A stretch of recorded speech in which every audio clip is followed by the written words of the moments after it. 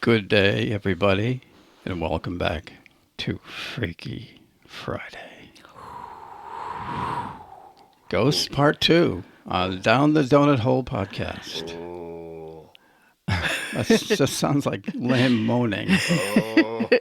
We have the ghost of Des with us today. You guys are talking about ghosts? I just hurt my back. Oh, so you're just okay. you're moaning softly. Yeah. Oh my. That's not nearly as freaky, at least. No, now that we know the reason, couldn't you have kept that to yourself and allowed the aura to permeate the Down the Donut Hole podcast, Freaky Friday?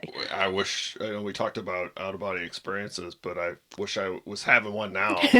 You are having an experience. Yes, that's true, but I want to be out of this body. Oh, God. There's nothing worse. It's like a toothache. It just pervades your whole being and kind of colors how you feel about everything. Well, that would be another subject, out-of-body experience. Yeah, that would be a good one. I can't really speak to that. I seem to be trapped, but... Wait, didn't we talk about, was that in, what episode was that? Was it the ES? I don't know. There's been so many. In fact, today is episode number 40. Yay! Ding, ding, ding, ding, ding. Somebody send us some champagne. Yeah, well, I won't argue with that. We're talking about ghosts again today. I had a little teeny-weeny bit of a chance to look at some stuff, and scientists, I'm sorry to say that there is absolutely no evidence that they can find. Well, thanks for listening, everyone. Yeah, that's right.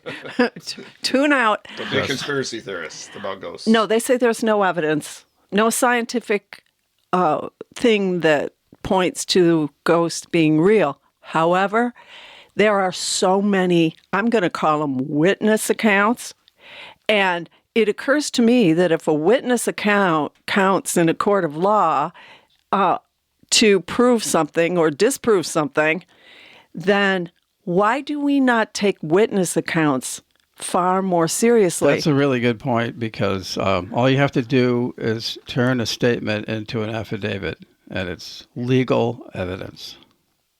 So there could be... That's the only difference. Then legal, if you formalized your witness statements, then it would become a body of evidence. Mm-hmm.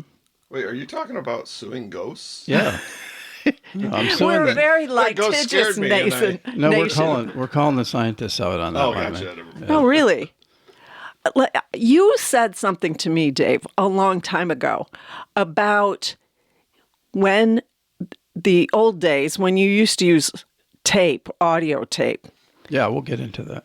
Definitely. Tell us now. Right now, off the top? Yep, right off the top. Well, let's talk about some other witness that's a stories tease. And things like that first. Okay. That's a theory. Actually, I've never heard, I'm sure it exists out there, but I've never actually heard this theory from anybody else. So, the last time we talked about ghosts, I think I teased a time traveler idea. Yeah. But I don't know how I feel about that now. In the past, you felt you came back from now and said, it would be a good thing. This whole idea of EVPs, we're still working on that. Yeah. We're trying to track down an old friend, associate, who has done quite a bit of that, and maybe have him on the show, or at the very least get some clips of his audio recordings. Yeah. So he has actually has recordings. We think so. Over years. They did that sort of thing for years. That'd be incredible. There have been a couple of moves since then, and so he might let you actually play some of those. Yeah, exactly. Maybe. Mm-hmm. Oh, We'll play some if clips. he still has them, and we haven't really connected very well. There's been a bunch of changes in both of our lives, and so there's a gap here that is short term, but it's significant. And we're both pretty bad at checking old accounts. Yeah, it's communications. been a lot of years. So maybe since he said, "Oh, no, this was a load of crap." So Never mind. I was wrong. No, I don't think so. I've debunked my own. I don't think so recordings. because I heard those recordings we'll and that still was have not him a on load of though. crap. Either way, Yeah, we will, and he's an interesting guy anyway. He's done a lot, and he dabbles in some interesting things that the average person. So if you're doesn't trying to think line about. him up for like a part 3, what made you decide? What made you decide today to do the part 2 of Ghost? well, we'll have him be just an EVP one. just a separate one. Yeah, I Yeah. think so. Yeah. and related sort of things. Yeah, but I think we should still connect it to the ghost episode since that's when we first talked about it. We're But- going to do ghost episodes all the way up to Halloween, and then do something different. Right. Yeah. So subscribe, and then in the comments sections, you can say, "Hey guys, enough with the ghost. Move on." We get it. We You like get- ghosts. Well, the thing is, I was reading online. I just kind of flipping See, through. that's how stuff the to trouble see- starts. You start reading. I know. Anyway, there are so many people that talk about that kind of activity, and for me personally, I don't know how I could live in some of the houses that these people live in, and apparently coexist with some of these spirits. There are a lot of famous. Seems like a lot of famous haunted houses. What's the most famous one you know? The one on Long Island, what was it? That was Amityville. Amityville, yeah, that one. Yeah, there's a I thought lot. they debunked that though as being like a Did they? like the father was like nuts or something like that. I don't Was know. he doing things? So it wasn't a setup completely. It was just some other But explanation. then again, Is that what it was? what's the scam? Is the scam the actual fake ghost sightings or hauntings? Or is the scam people saying, "Oh no, it really didn't happen. This guy was at," who's doing the scamming on people? Oh, I'm afraid of all of those. That's another And I'm not famous- a big consumer of scary movies. And So you that. never saw that one? No. Yeah, Oh, no. yeah. That's not That's for me. pretty That was pretty famous. scary That was a actually. famous- Oh, it was. That and what's the other one about the kids that dropped the camera in the woods? Oh, that's the Blair Witch. Yeah, I never saw that no, either. I don't think that was anything. Well, that whole thing was that was from 1999. Sci-Fi Channel did a documentary exclusively to the Sci-Fi Channel leading up to that movie. Okay. And what Sci-Fi Channel put together was far more engaging and interesting than the actual movie. Ooh. It was really good, really well done. So, what are some other famous? The White House. Will you believe it? Oh yeah, sure. The Wait, White House. Does that mean that the ones act- who are in the White House now are ghosting the public?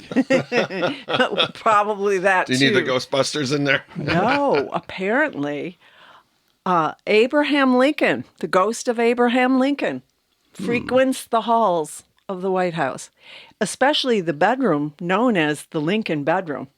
So much so that Queen Wilhelmina of the Netherlands stayed in there, and there was a tap at the door. She opened the door, and here's the ghost of Abraham Lincoln standing there. She fainted. And after that, any White House visits, she said, "I never want to stay in that room ever again." Or she fainted before that happened, and that was a dream. That Or could she be just too. wanted her money back. That's right. Anyway, so she saw Abraham Lincoln, and Winston Churchill saw Abraham Lincoln, the ghost of Abraham Lincoln. And this is a terribly funny story, I think. He apparently had been in the tub soaking, smoking one of his cigars. Where? In the Lincoln the bedroom. White That House? must have a suite with okay. it. Anyway, he emerged from the tub, buck naked, turns, and standing there is the ghost of Abraham Lincoln. And he says this, which I thought was very funny. I wrote it down. Let me get it. Be careful. So that he says, "Good evening, Mr. President. You seem to have me at a disadvantage." It's very British of him, isn't it? Isn't it perfectly British? And can't you just imagine Winston Churchill saying something like that? I think it's quite delightful. So It's pretty cool. That's how you Not, gotta treat not these yelling ghosts. out or anything. so I thought that was very, very funny. And So Lincoln's been spotted a lot, huh? in the White Yes, House? he has. Grace Coolidge saw the ghost of Abraham Lincoln. Who's she? The president's? President Calvin Coolidge's wife. And she was a very accomplished person. She was a college graduate. She had a lot happening. And she came from a very old family in Massachusetts. Her family had been in this country since roughly the mid 1600s. So that's a foundational family. And she had a lot going in her own right, but she took her job as First Lady very seriously. And she said, I am essentially, this is what she said, and I'm not quoting her directly, but she said, I am really two people. There's Grace Coolidge, the person, and Grace Coolidge, the First Lady. And unfortunately for me, Grace Coolidge, the First Lady, takes precedent. What is needed in this office is what I have to fulfill. And so she was very outgoing, and the opposite of her husband, who was kind of a more reserved personality. So I think that's really interesting. There's probably a lot more of that than you realize, I guess, maybe behind the scenes. The Coolidges had a son die during their term in the White House. He was a young man, I'm guessing teenage years, and he had been playing tennis and got a blister on his foot that went septic. And that blister got infected, and within just a few days, despite very good care, he passed away during their term of office. And it's said that afterwards, Calvin Coolidge, who was a reserved personality anyway, that he became extremely depressed.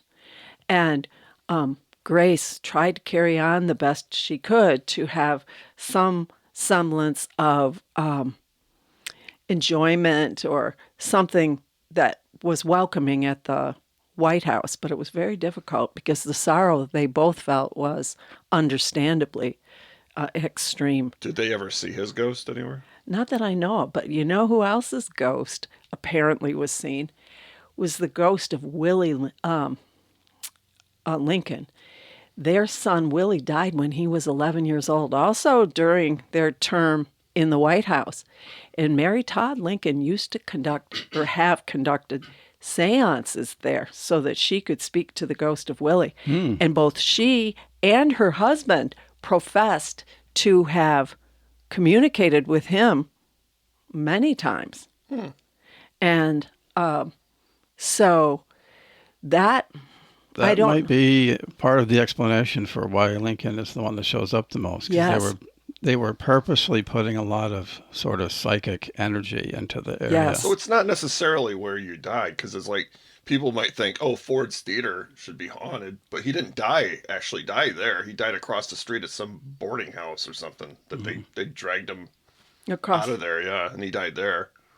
So it's like, why would he haunt the White House, though? So that's a question. It's like, usually you think somebody dies at a place and then their spirit's attached to that place. And then That's the common conception about it, but I do have a different theory. Are you ready? I don't know. Are you done with your ghost stories No. at the White House? No. Let's hear some more. Okay. Apparently, also, the ghost of Thomas Jefferson has been seen, and I'll say that in quotes, because mostly what it is an audio imprint of violin. And he apparently was quite an accomplished violin player. This I did not know.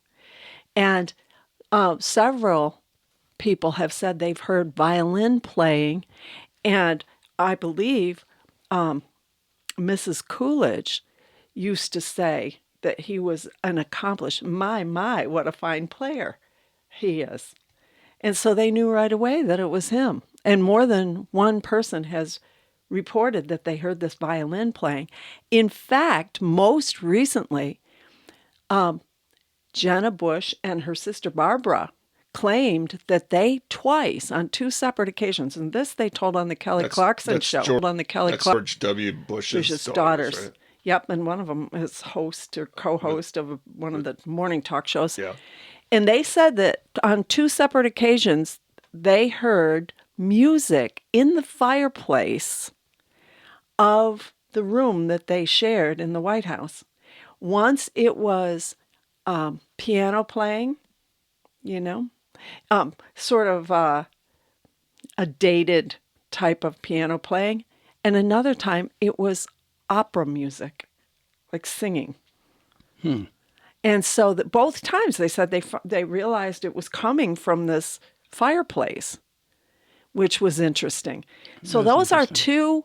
two very recent Well, examples. That's like that house that I staked out that family said was haunted, and they always claimed there was a piano playing downstairs. Oh So yeah, that's right. I remember you mentioning Where that was you that? from part one, I talked about you it. were So. set up to Yeah, do yeah, some sort of ghost thing infrared early cameras. before a lot of Oh, those well, yeah. shows had started. Yeah, so they had a piano downstairs, and so they'd be asleep, and they would hear it play downstairs. So yeah, it's interesting how that happens.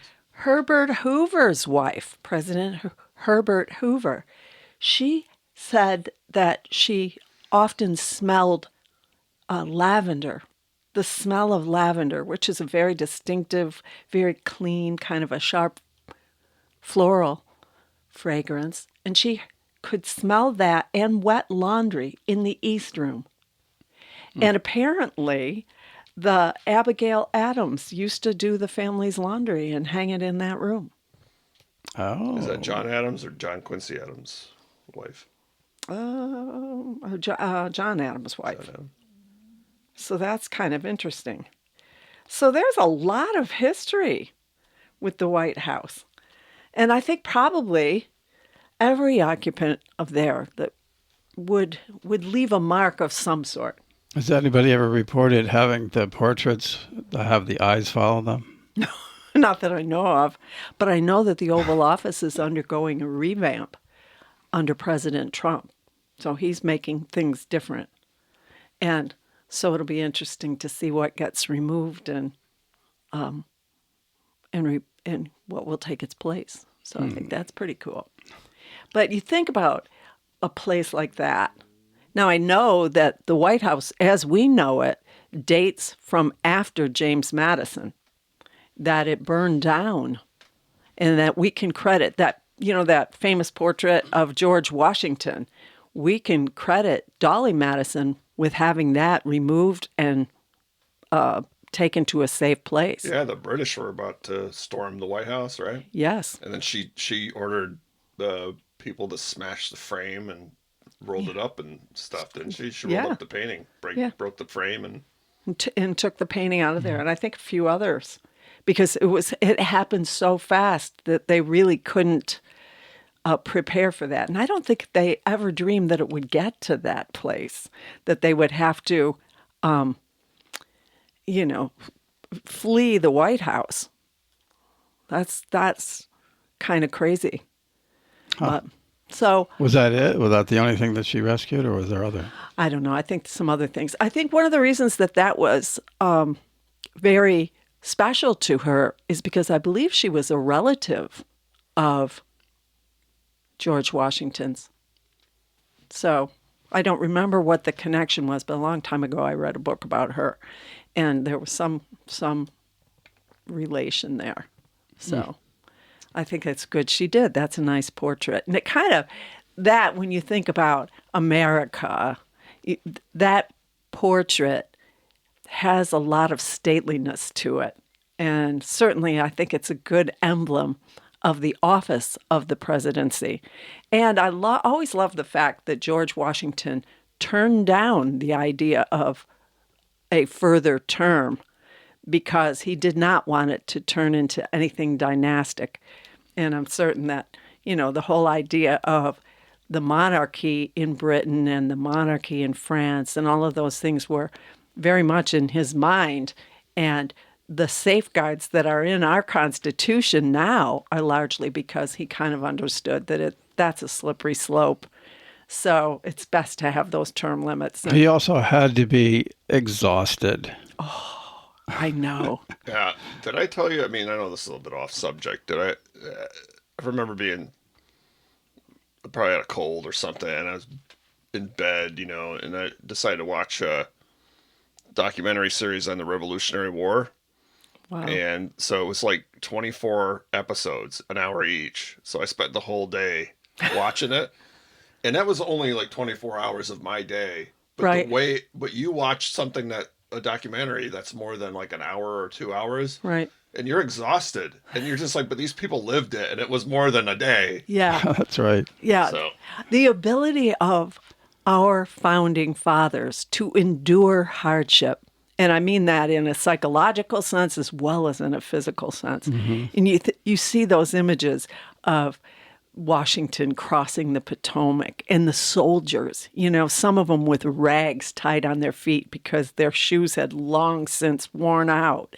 And the really limited rations and all of that. And you think, wow, I just can't imagine. be like, you know what? Forget it. We tried. I just want to go home. Yeah, that's right. That's right. Well, so I wonder if some of those battlefields are haunted and stuff. Huh? Oh, I've heard that Gettysburg is.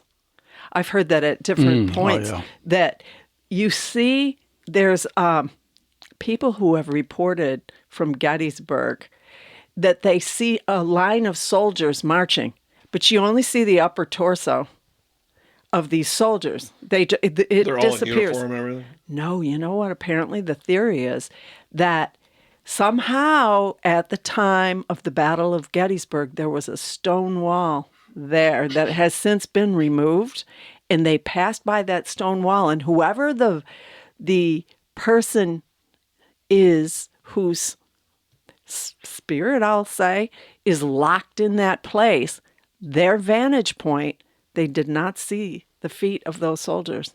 And see, that ties into my theory, which there's no evidence for my theory. It's not a conspiracy theory. It's just a theory. And it's just that, that you're actually, there's some kind of breakdown in like the time barrier where you're actually seeing these images back through time. So it's not like these are ghosts. That's why they have costumes on, uniforms, clothes, whatever. And it's like probably why Lincoln is in the White House wandering around, because you're seeing him there back in time doing stuff. So I have no evidence for that. It could be that it's a dimensional thing, a time dimensional shift. I don't know. I But if you wish need a I source, you understood can quote me more. as a source. So then there you Yeah, go. if that gets to be a popular, you'll be known as the father of the time vision. The time ghosts. Yeah. So that's pretty much what I have on the White House. Also in Scotland, which is, I think we mentioned this on a previous show, that is one of the most haunted places on Earth, supposedly. Mm-hmm. And Culloden was especially true of all of that. The battlefield, the northern part of Scotland, and all the horrible, similar to Gettysburg, all the horrible bloodshed and all that was going on, slaughter, really. And we did have another friend actually, that was interested in history. He lives in Scotland and was visiting the battlefield at Culloden at one point. And he contacted me because he knew that I liked physics and have studied such things for a while. And he related his experience and wanting to find out if I had any idea what could cause that, or if it was just all in his head or whatever. But he was walking on some of the trails. And he says, I swear that I heard the sounds of battle and moans and cries and gunshot and stabbings and all manner of horrible things. And it gave me a chill up my spine. And I just made a hasty exit off the battlefield and it went away. So he asked me if I had any idea about that. And I don't know, are we ready for this or do we want to keep teasing? Yeah, we're ready. Go, go, go. We can't stand it any longer, can we, Daz? Yeah, I've never heard anybody put it quite this way, but I'm probably not the only one. And anyway, according to quantum physics, all of our material world, as we know from studying in school, is made up of molecules, right? Molecules and the elements make up everything that we see, hear, and feel in the whole visible universe. And what are molecules made up of? Anybody? Energy? Very. Well, that's you're jumping the gun there, but that's sorry. not wrong. Oh, I don't know. What are they made of? Atoms. Yeah. And what are okay. atoms made up of? Energy? Electrons. Okay, all right. You're ruining it. You're ruining the big You should reveal have given here. us a heads up that we were going to have a pop quiz. Let's rewind. We'll cut this out. Yeah, cut this out. Make us So sound molecules smart. are made up of atoms. And atoms are made up of electrons, and there's the proton, which is now, they know, is made up of smaller things yet called quarks. And as far as we know to this point, that's the smallest thing there is. I was but going to say I kinda that, but doubt I it. didn't want to embarrass anyone. So, but anyway, quantum physics says that according to QFT, which is quantum field theory, that those fundamental particles, or they, as far as we know, they're fundamental, are not actual fundamental in and of themselves. They are indeed composed of electromagnetic energy. So yeah, We're the right, fundamental basis of all reality is energy, electromagnetic fields. And there's just small, they call it perturbations in a waveform, just small little excitations in this field, Little bobbles. just slightly above zero. And there's another wacky way I put it is that all of reality, all of existence exists in between 0 and 1. And as these perturbations in the field get stronger and go closer to this one value, then you have the Higgs boson. And what's that? And that's what they have called the God particle. This is where matter comes from. And but fundamentally, it is electromagnetic energy. And if you want to think about it, us and everybody, everything else we see in our world can touch and feel and all that, is basically just a complex electromagnetic waveform. And because the fundamental reality is that, then we are also a kind of a little collection of energy in the electromagnetic field. So anytime you pass, if this is the object of the idea of a magnet and iron filings, right? So let's say we're the magnet, and you go by iron filings, which have their own electromagnetic energy also. So when you go by a pile of iron filings with a magnet, it absolutely changes the arrangement of those iron filings. And even when the magnet is pulled away, that arrangement remains. So that's my theory for some of the ghost kind of stories, And is that something with high energy and high emotion has happened in this place. It doesn't necessarily mean that someone died there, but there was high emotion or energy, sadly often negative, but it could be positive too, will actually change the environment a little bit. It will impress upon the electromagnetic field of these other objects and change them in a very slight way so that the image or the effect of what happened in that area remains. like a recording. Just like a recording on a reel-to-reel magnetic tape recorder back in And the old energy days. can either be, Created or destroyed. so it'll always be there. Yeah. Now, it could happen, just like with the magnetic tape, if something happens in that same region that has higher energy, then it could actually erase or cover over the original. And I think what happens possibly is, for one thing, people, when they're in places like old battlefields and stuff, their receptivity to something like that is high. And that's kind of like the idea of tuning your antenna, or tuning a little old-fashioned radio receiver where you had a knob that you had to touch really And carefully. the stick, the metal stick, and you Yeah. had to kind of wave that around. Yeah, exactly. Or back in the day, well, we still have them. In fact, TV antennas are kind of making a bit of a comeback because it's free. You have to move the antenna this way or that, in order to tune in to these electromagnetic fields that are all around it. And you get all these images through the air. It's really kind of miraculous if you think about it, but it's a great analog conceptually to what we're talking about here. Could like a charged place, like a battlefield or something like that.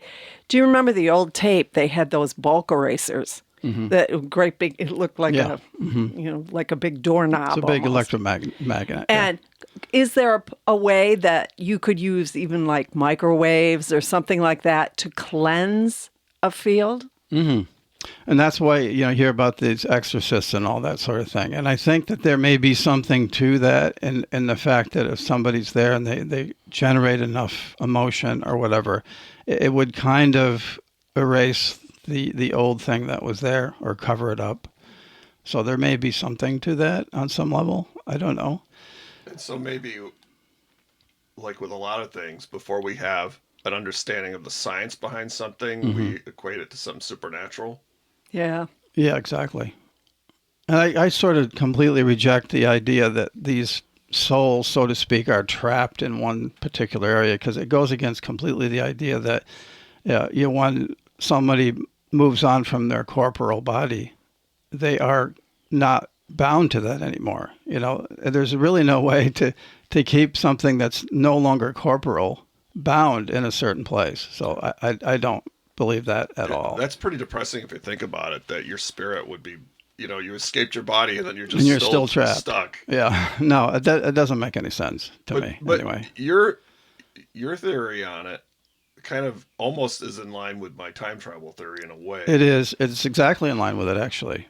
Because when you play an old magnetic tape, then it is sort of a time travel. Think about it this isn't way. I love Ruth Edding, and I don't know if anybody knows Mm-hmm. her. Who's Ruth Edding? She's an old singer from the 20s, and she did a song, one of my favorite songs, After You're Gone.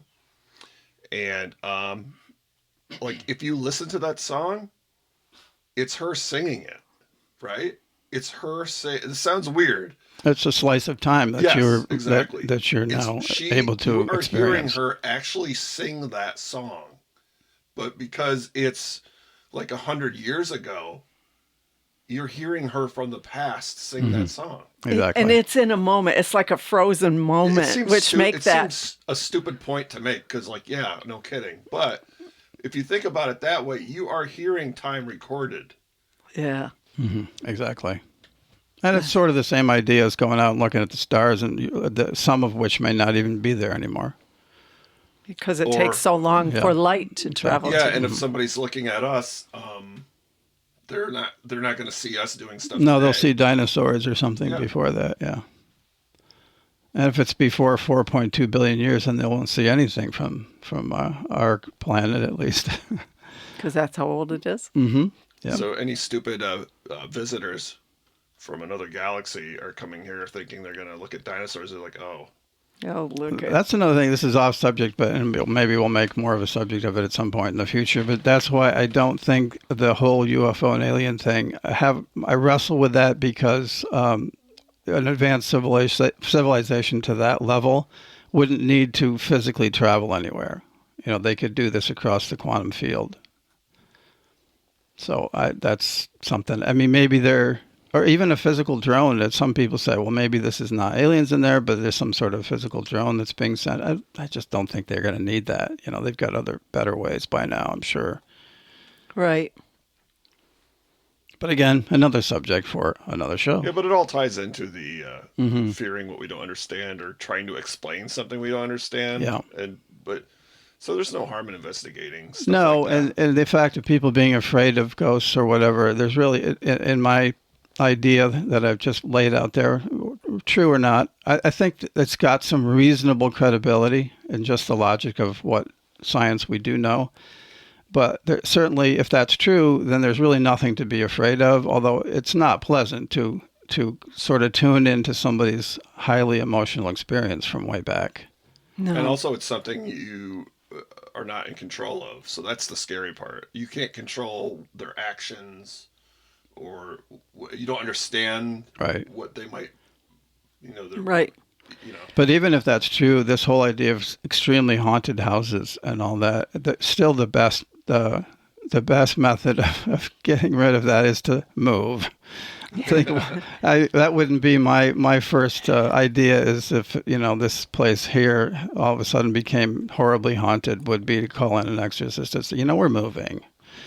Yeah, We're going to pack up, Molly. that's it. I'm moving. Get your stuff. Let me kind of test that theory a little bit with a story my mom told me.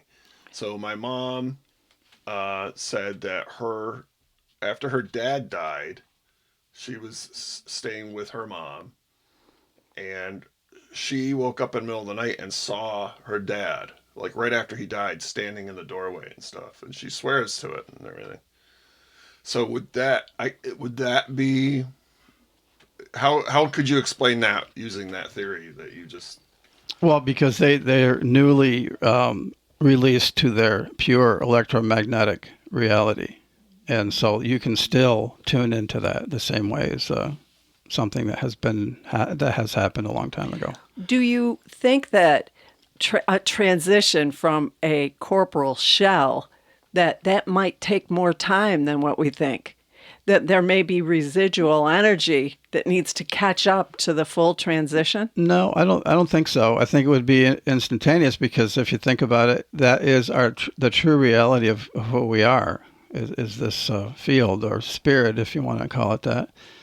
I think also in your example, Des, is the possibility is that she was picking up, your mother was picking up on the direct energy from, the recent death directly. It wasn't coming from it being impressed on its environment, if you know what I mean. Well, So it was spirit So it was to a stronger spirit? signal at that point. You mean spirit to spirit? Exactly. Mm-hmm. My family has a similar story. My They saw my mom's dad. My grandfather, no, Wow. no, that would have been nice. My grandfather, my mom's father, his mother died when he was a very young boy. And the story goes that he told his father in the mornings, he was just a tot. And he would say, Mommy told me this, Mommy told me that, Mommy told me be a good boy. And every morning for a while afterwards, he claimed, and this is just a tiny little boy who doesn't know the implications of what he's saying. Mommy told me be a good boy. Mommy said she never leave me, that sort of stuff. And so the family has always believed that her spirit lingered for a while and reassured her child that all was well and that he should, live his life and be a good boy. So it's not. So now we're kind of talking a spirit versus energy, right? That's sort of the same thing. Right. Okay. Yeah. So there could be, like in your case, there could be, or even my mom's with my grandfather. It could be you could have interactions with that energy, right? Yeah, it's just like they all of a sudden, think of it this way. It's like almost all of a sudden they turn into a radio wave. And then you, as an antenna, are picking up on that. Is that in mindfulness practice where you are quieting all those other impulses that are just firing around in your brain? Mm-hmm. When you narrow that down and you sift it and filter it to a much more focused energy, is that you sort of using your antenna more specifically? Yeah, it's literally tuning your brain. Exactly. Well, then that gets me thinking because people will say like, oh, well, if you go into a place that you know is haunted, a haunted hotel or something like that, then of course you're going to see You're and receptive. hear things. Yeah, exactly. But it doesn't discount it then. You're just receptive because there you go. It's intent. It depends. There's a lot of factors there, I'm sure. And I'm no expert, but I think that receptivity is huge, and because any old structure, will have a lot of impressions on it. Some of them may be quite weak, because they were not highly charged emotionally or whatever. But if your receptivity, here's an example. I mean, in terms of broadcasting, they broadcast electromagnetic energy from a tower at a very high power, but the further away you get from it, obviously, the weaker it gets. So you can do one of two things. You can call up the station and say, hey, turn your power up, which they're not going to do. No, they're not. Or you can get a bigger antenna and then point it and tune it up. And so it's pointed directly at the broadcast tower. So you heighten your receptivity rather than... You're basically tuning an antenna in your brain. And that sounds wacky, but there are some theories about consciousness, which I believe is external to us. Our consciousness does not reside in our brain. And there's a lot of people who support that, including Roger Penrose, who is arguably the modern Albert Einstein, believes that consciousness is external. And but they don't understand how it all works. But there's within our biological body, there's something called microtubules, and they're the ones in the brain. If you see an image of them and how they operate, it reminded me of a big coil. I don't know. I'm probably not anybody old enough to remember this except me. Is it the crystal radios? Yeah. That you could build. Yeah. And you get a kit, and I love those things. You'd have to wind this wire on the kit real tightly, and then you have a needle thing that you would put in a crystal that was embedded in it. It looked like a piece of lead, frankly. Probably was. That's what the kids play with, a little block of lead. But so you would have what they call a tap, and you would put that in different positions on the coil, and that's how you tuned it. You tuned it to receive different frequencies that way. And these microtubules in the brain, they have little taps. They look like coils. Really? I'm telling you, look it up. They look like coils, and there's some cellular activity that moves along the surface of these coils. And it looks very much like a tuning coil in your brain. So there you go. And I know we've talked about out-of-body experiences somewhere, but your theory kind of fits with that too, huh? Because you could have that energy could have been released, so you could be released in a form of energy and see and record all the stuff and then return to the... Exactly. And that ties into our previous episode about near-death experience. And somebody, if you want to review that, that's in our Archives. Among our 40 episodes archive. It also ties in with the hypnotherapy, because so much of that has to do with refining your focus and being selective in your intent to improve your situation. Exactly. And all of that is tuning your brain to a new reality. That is analogous to having a receive side amplifier. Like sometimes you can buy an amplifier to put on your antenna. Mm-hmm. That's an analogy. You can't poo-poo that either, because look at all the stuff. Science is a process of discovery. So it's you can't just say, well, that I don't know. You gotta. Yeah. And metaphysics is mostly reality, isn't it? I mean, we only know about 5% of stuff in the universe. That means 95% of it is metaphysics. And you can't say, oh, that's just metaphysics. And how much of our brain? 95% of the whole reality of the universe. And how much of our brain do we use? What percentage? That's up for debate. I think I'm using all of mine, and it's not nearly enough. I learned early on that it was only something like 20%, but now they're saying, with the better imaging and all that, they say, no, that's not true. It's just that all parts of your brain are not they're not firing it all the time. No, Not they in don't need sync, to be, and you're not fully focused on a single thing. Yeah, but the intriguing thing is, and the thought for potential, this brain development and all that stuff is interesting, because there is certainly more capacity, and with neuroplasticity and all that, there's a lot of the mind's powerful. The brain is powerful. It really is, and you can change your entire world and your situation if you can master that. I mean, look at what you can get on a thumb drive or a microchip. For me, I often say that. You get a thumb drive and you say, this is like magic. This thing is magic. If you think about what's happening in there, it's quantum tunneling going on in there.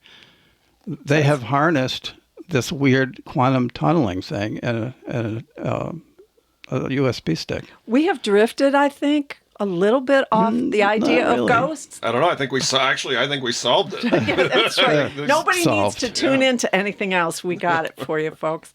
Anyway, we're almost out of time. Wow, it's hard really? to believe. We have to keep about a this minute going. left. We have, I think we're going to have to do Ghost 3. I think so. The final battle? Or an EVP. Yeah, the final battle. An EVP episode. We'll be, next time for sure, we'll be definitive. But I think we're on the right track. So, I think we should be open. I think that's one of the takeaways from our collective analysis. I think it also kind of gives you a pause to be like, well, I guess the things we do today kind of linger with us for in the future, Yes. I guess, right?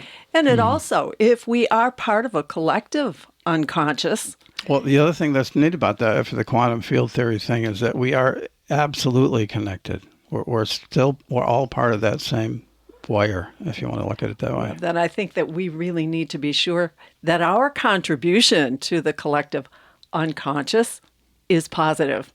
And a good way to do that, folks, is to count your blessings, for there are many.